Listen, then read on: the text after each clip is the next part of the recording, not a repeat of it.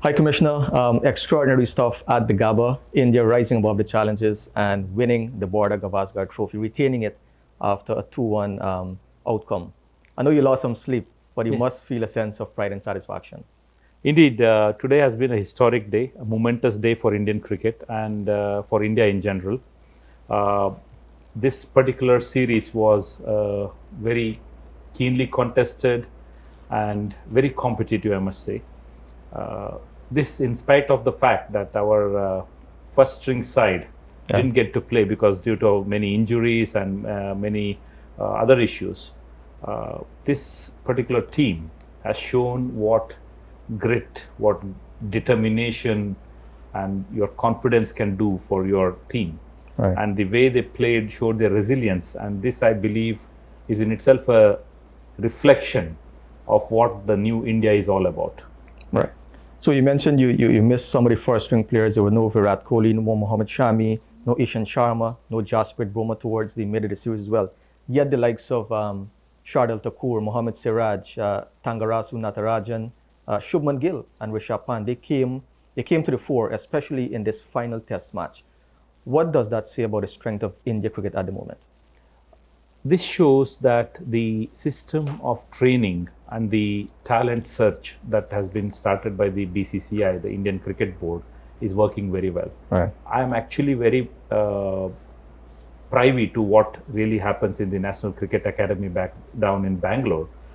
Rahul Dravid, you know Yeah. him, the legend. He comes from Bangalore and he took upon himself to actually take charge of this cricket academy, and especially the India A team, as we call it, and the under 19s. Right. As you know, a few years ago, he took the team to New Zealand under 19 team to and got them to win the trophy. I was in Johannesburg when he got the Indian A team to visit South Africa for a training actually, Yeah. and half of that team is now in the senior team. This actually shows that the production line, if I may call so, Right. is in very good hands. In fact, if you see the statements of all these people that you mentioned, Thakur, Pant, Siraj, everybody's crediting Rahul Dravid for their success. Right. In fact, I just messaged Rahul Dravid today morning, and he got back to me and he said, "It's really a wonderful occasion." And he's so humble. He says it's teamwork. Yeah. And if you see the history of these people, the people that you just mentioned, Mohammad Siraj, for example, he is the son of a auto rickshaw driver. He didn't have money to buy sneakers, so he used to wait a long time to just buy shoes. Yeah. You have Navdeep Saini.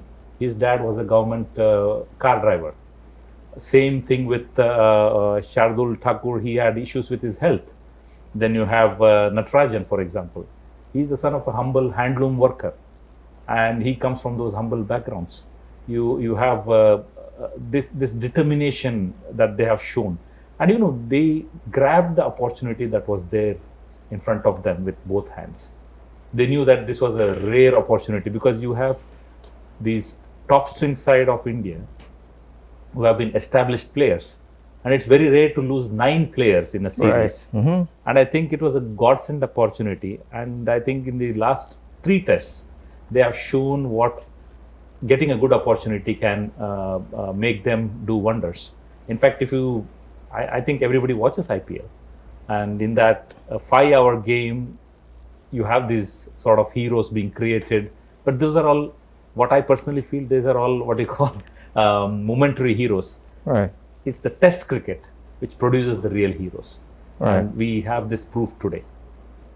Sunil Gavaskar, whose name the trophy is after, he said that the young Indian players are not afraid anymore. He spoke specifically of Shubman Gill, who took on the Australian bowlers yesterday, and Cheteshwar Pujara, who survived a barrage of short pitch bowling, some bodyline bowling from the Aussies as well. Recently, we have noticed that Indian bowlers are generating pace, something that has been lacking in India cricket for decades. It shows that a system is at work. Apart from what we've seen with Rahul Dravid and the academy setup, how much of an impact is the IPL having on Indian cricket? Two answers to that. One, IPL, of course, has changed the course of world cricket. if you see the latest trend of tests, there was actually a talk of reducing the duration of tests from 5 days to 4 days, Right. because the temperament of sticking around on the wicket and playing long innings for 5 days, for example, was lacking in many of the players. Right. And in that way, IPL, I think, has been detrimental to the overall longish form of the game. But on the other hand, the IPL has exposed Indian cricket to the worldwide talent, if I may say so. And it has helped them to learn from the other countries, especially these traditional fast bowling countries like South Africa, West Indies, you have Australia, England. All these players play in IPL, and the camaraderie that is generated there has really helped. But at the same time, I can tell you that this young brigade knows that the future is when you are able to generate diverse options, because you can't stick to your traditional swing, or you can't stick to your traditional spin. Right. So the world has rapidly changed, and the best example is Bumrah. You have Thakur hitting consistently, and Saini hitting the deck consistently. And I think the revelation has been Natarajan for all of us in the Yeah. short over format. You know, Natarajan used to play what we call gully cricket on the road, and he used to be used for bowling consistent pace Yorkers. Yeah. So somebody saw him on the street and said, this guy really deserves a chance. Yeah. And I remember the occasion when his mother saw him on IPL. She literally wept because they didn't have food at home. Yeah. And this guy was now in the big league. And you know, when he was in Australia, I think when he was in Dubai playing IPL, his wife gave birth to a daughter. Yeah. He has not seen that daughter for the last 3 months because he has been living from one bubble to other. And he was taken to Australia to be a net bowler. Yeah. And from there, generating pace and then joining the team. It's a dream come true for many of these people. And I am very, very confident that this series has given the Cricket Board of India a wide choice and a lot of headache for them. A lot of headache, yes. The selection headache, if I may say so. But I think it augurs well for Indian cricket that we can't be dependent on a particular set of people. And I think those people who don't perform will perish. Right. So this is a good wake-up call for many people who would take their place in the squad for granted. But I think Right. now it's going to be a cutthroat competition. So apart from talent, leadership has been very inspirational in India's cricket soaring at different points. From Kapil Dev, Sourav Ganguly, Mahendra Singh Dhoni, Virat Kohli, and now Ajinkya Rahane. Your thoughts on his leadership in the series?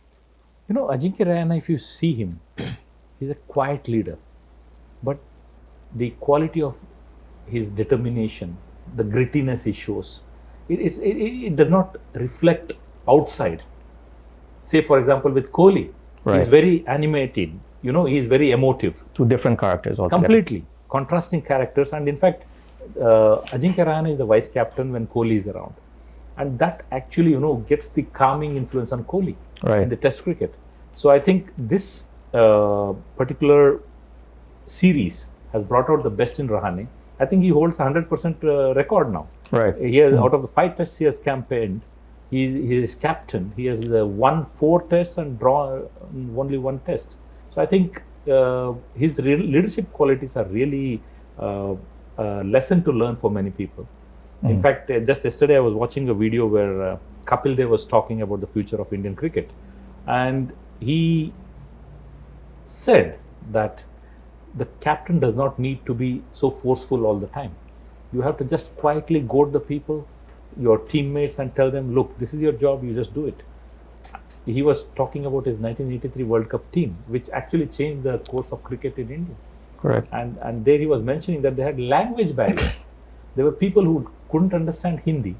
There were people who couldn't understand English. And there were people who were like neither here nor there. So he got them all together. And then the rest is history, as they say. Right. I know you've been following Indian cricket very closely. You have a lot of memories, tons of memories of Indian cricket. Where does this one rank for you? You know, and second to almost third string Indian team beating a full strength Australia team at home. This would rank among the top. Yeah. Maybe just after the 2001 triumph we had in Kolkata, the Eden Gardens, Right. if you remember, when India were forced to follow on. Lakshman But then Dravid. Lakshman and Dravid came together got the innings together, and we defeated them. And if you remember, that was the beginning when we broke a series of victories for Australia. I think they had won continuously about 16 tests. Right. So we broke that string. And if you see the statistics, I came across something interesting today, that India is the only team which has broken Australia's records 5 times. So in 2001, they defeated them and they broke that record. In 2008, in Perth, they again broke a 16 test win record of Australia.